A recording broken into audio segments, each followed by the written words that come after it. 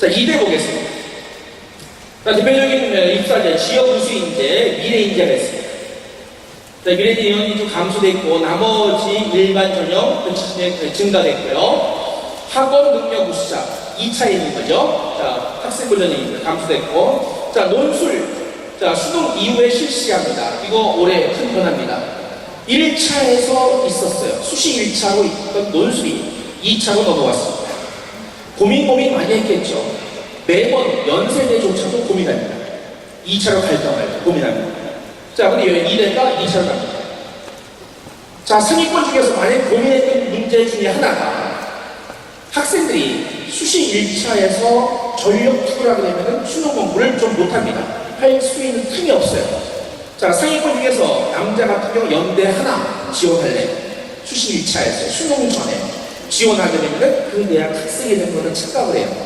그리고 그 준비를 할 때, 그러면 준비하면서 자기는 그러려는 의도가 없는데 서서히 수능 공부를 소홀히 하게 돼요. 그렇게 해서 직접 가서 대학 시험을 보고 그 후유증으로 너무 힘들게 박차를 갈 때 힘들어서 보통 한 4, 5일은 완전히 까먹어요. 그러면 플러스 마이너스 앞뒤로 해서 약 3주, 길면 3주를 수능 공부 못하는 거예요. 자, 아시다시피 수능은요, 감으로 문제 푸는 거예요. 감을 잃게 되면 완전히 나와요. 아무리 상위권이라는 거예요. 그렇기 때문에 매일매일 국영수 문제를 계속 문제 하나라도 푸는 거예요.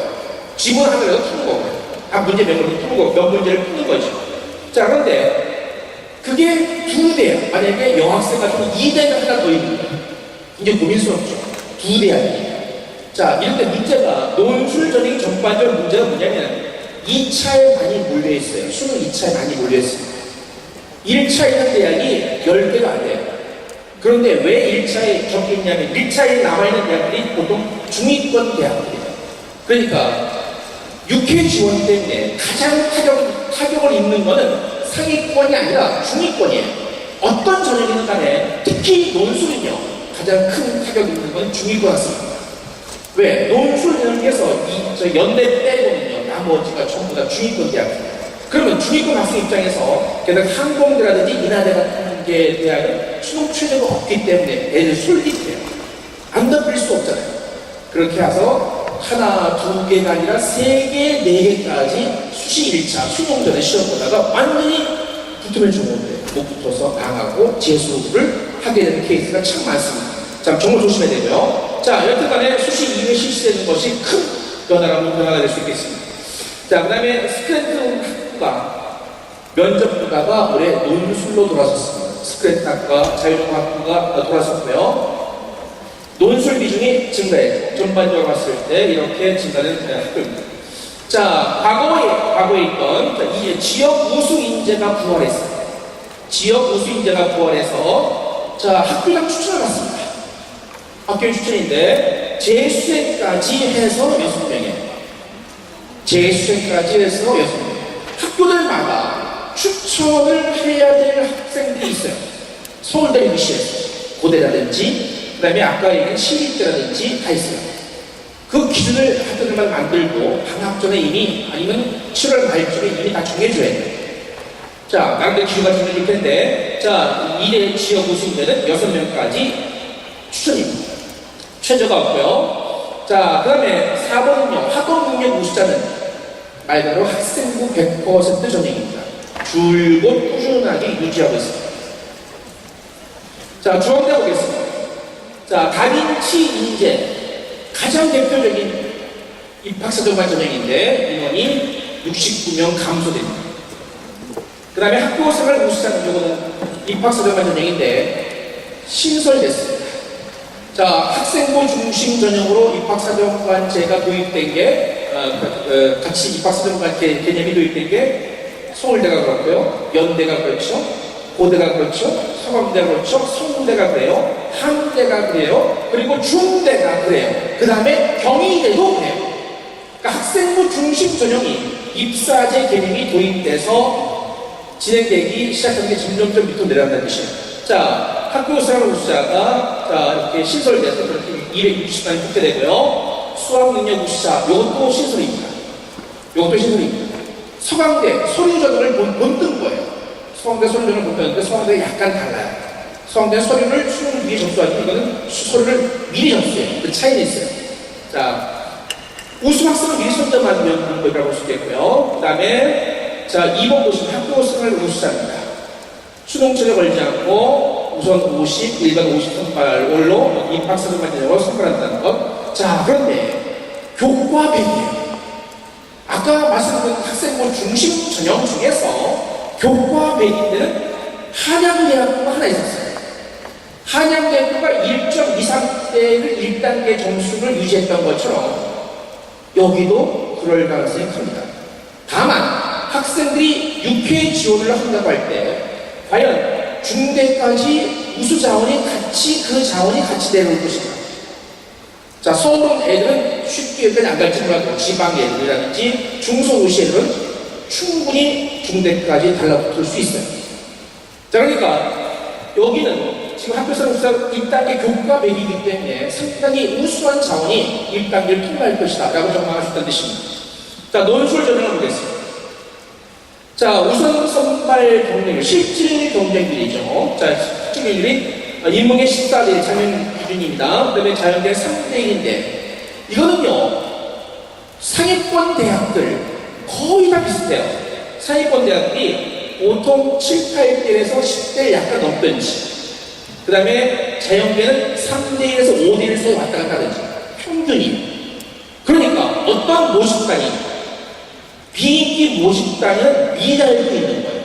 작년에 고공과학대학 완전 다 미달했던 거죠. 고대 미달시키고 있습니다. 자, 이런 상황이 되는데 기본적으로 우선 선발 경쟁률이 저렇다는 뜻입니다.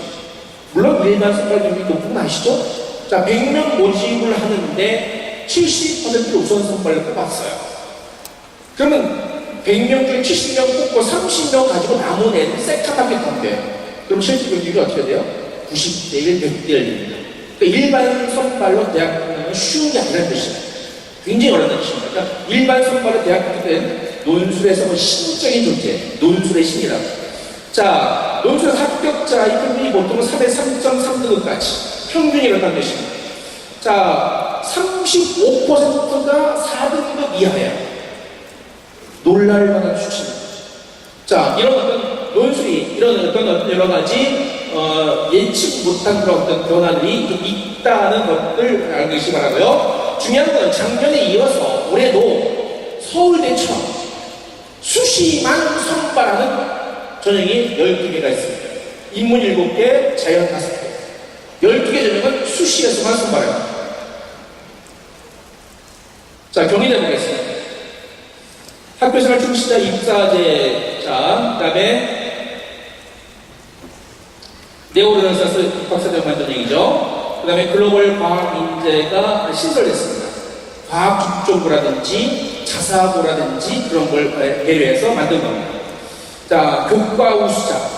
순수하게 학생부 백인 교과 우수자가 폐지됐습니다. 교과 우수자가 폐지됐습니다. 자, 교과 우수자가 폐지되면서 맨 위에 있는 학교 생활 충실자를 만든 거예요. 교과생활 우수자 100%, 학생부 100%를 없애고 입학사정관제처럼, 아까 얘기한 중대처럼, 아까 얘기한 한대처럼 이렇게 만들었다는 뜻입니다. 자, 이렇게 만들었는데, 자, 밑에 보시면은, 자, 입학사정관 면접이 이것도 큰 변화예요. 작년까지 면접은, 입학사정관 면접은 수능 전에 다 끝났어요. 애들이 면접 준비하러 가야 되는데, 실제로 수능도 가야 되고, 그죠? 수능 치료가 있으니까. 뭐, 경희대만 지원하는 거 아니고. 그렇게 하다 보니까 수험 굉장히 부담스러웠는데 부담을 경감해 준다는 차원에서 수능 이후에 입사제 면접을 실시합니다. 최저 기준이 다 전부 다 일부 있던 것이 수능치를 다 폐지했고요. 자, 그 다음에 3번 보시면 아까 말씀드렸죠. 자, 학교생활 우수자 전형이라고 말씀드렸고요. 그 다음에 글로벌 과학 인재 폐지됐는데 이것도 자, 성대 성균 인재처럼, 성대 성균 인재처럼 서류로 뽑아요. 서류를 뽑아요. 그러니까 지금 과학중점학교인 학생이라든지 올해 과학중점학교가 쏟아지는 게 100개 학교가 쏟아집니다. 작년에 과학중점학교가 약 40여 개가 쏟아졌거든요. 올해 100개 정도 쏟아집니다. 그 다음에 자사고가, 서울이 자사고가 이미 올해 완성년 후발주자 였던 자사고도 올해 다 나옵니다. 자, 그러니까 전국에 있는 자사고 대도시 광역 자사고들이 다 나오기 때문에 그런 학교들 같은 경우는 좀 눈여겨봐야 됩니다. 지원 자격이 과학 전문교과, 영어 전문교과, 수학 전문교과 하나만 있습니다. 자격입니다. 자, 여튼 그렇고요. 그 다음에 논술 보면은 논술에서 학생부를 더 무력화시켜야 되겠다라고 생각해서 무려 학생부 비율을 20%나 줄여버렸어요. 자, 그렇게 해서 무료 수능 처리를 걸고 이렇게 해서 진행이 됩니다. 자, 외다 보겠습니다. 자, 흡수 글로벌 인재 대표적인 입사제인데요. 자, 그 다음에 이거는 작년과 비슷합니다만은 논술 트랙이 잘 보시면 논술 전형입니다. 논술 트랙이 322명이나 증가했어요. 자, 외대에 다닐 때마다 인원이 적어서 문제였는데 그러면서 학생부 100이었던 학생부 100% 뽑던 학업부 숫자가 폐지됐어요. 그럼 앞서 얘기한 한대나 중대나 경희대처럼 학생부 중심인데 입사제로 가는 건 없어요. 여기는 없어요. 경희대 있었고 중대도 만들었죠? 경희대 만들었죠? 여기는 안 만들었어요. 자, 이렇게 해서 완전 폐지되고 끝났고요. 그 다음에 2번 보시면 LB학교. 자, 광고를 많이 때리고 있습니다. 왜 그러냐? 교육 특성화학부입니다. 자, 장학금을 유도하고 여러 가지로 많이 특혜를 준다고 유도하고 있습니다. 자, 그 다음에 논술 전형 말씀드렸죠? 지금 703명은 자, 글로벌까지 합쳤습니다. 자, 글로벌 캠퍼스가 작년까지 적성 고사했는데 올해 적성을 1번 보고 경상하고 통번역 쪽은 논술을 봅니다. 자, 저렇게 변화된 모습이 있고요. 영어 지문, 고2 정도의 영어 지문이라고 얘기해요. 쉽다고 얘기합니다. 뭐 150단어 정도라고 전으로 얘기했는데 그런데 아이들은 굉장히 어렵다고 얘기하는 많습니다. 이걸 해석부터는 문제 못 풀어요. 그러니까 두 문제가 두 개 지문이 나갑니다. 자, 그 다음에 수능 최저가. 자, 수능 최저를 충족하느냐 하지 못하느냐 수능 최저 기준을 따질 때 한 대는 사탐하느라고 합니다. 사탐하나. 자, 앞서 얘기한 거 경희대에서 말씀하셨는데 경희대에서도 사탐 하나로 봅니다. 그 다음에 외대도 사탐 하나로 봅니다. 그럼 지나갔는데 말씀을 드렸네요. 성균관대학도 수능 최저 따질 때 탐구 들어가는 것은 사탐 하나로 봅니다. 그러니까 사탐 하나로 보는데 탐구 하나, 과탐이든 사탐이든 탐구 하나라고 하는 데가 성대가 있고 경희대가 있고 외대가 있어요. 그 다음에 뒤에 한양대가 또 있어요. 한양대가 수리하고 과학 두 개만 볼 때 한해서 수학, 과학 두 개 볼 때 한해서 이렇게 4개 대학이 있는 거예요. 자, 논술 전형 저렇게 되고 그 다음에 흡수 디플로메트 전형이 신설됐어요. 자, 외교 통상 인재를 양성하기 위해서 7개 어학, 7개 어학 과목을 모집단에 뽑습니다.